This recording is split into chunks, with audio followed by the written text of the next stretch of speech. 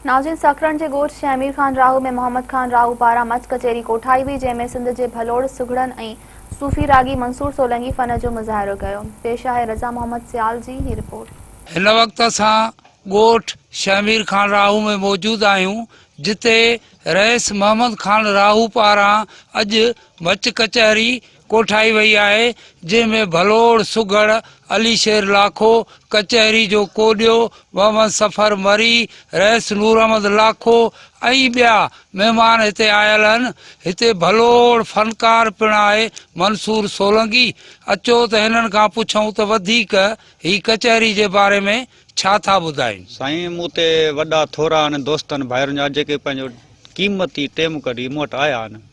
ऐं हीअ मच कचहरियूं जेके आहिनि से हिकिड़ी रूह जी ग़िज़ा आहे ऐं ॾाढो सुठो माहौल थो हिन में पैदा थिए, मुहबत थी थिए, कुर्ब मुहबत वधे थो। अहिड़े दौर में हीअ ज़रूरी आहिनि पाण खे। हीअ असांजो भाइटियो मोहम्मद खान हिन वॾो प्रोग्राम सुठो थियो आहे मच कचहरीअ जो, जेके सभु भाइर बिरादर ओड़ो पाड़ो यार दोस्त अची गॾु थिया आहियूं, इकठे थिया आहियूं ऐं अहिड़नि महफ़िलुनि में वॾो मज़ो ईंदो आहे।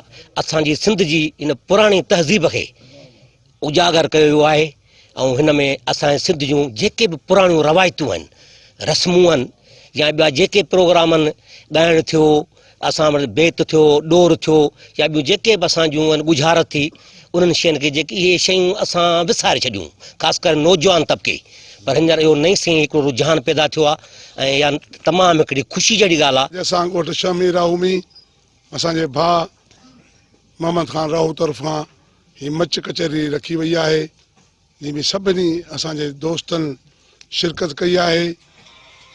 उनमें फ़नकार बि आहिनि, सुघड़ बि आहिनि।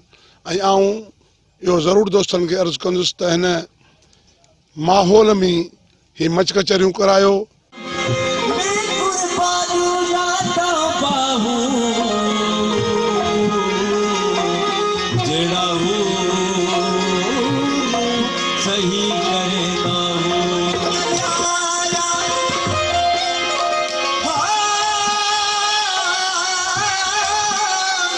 ॿुधियूं हिते आयल महिमाननि जूं।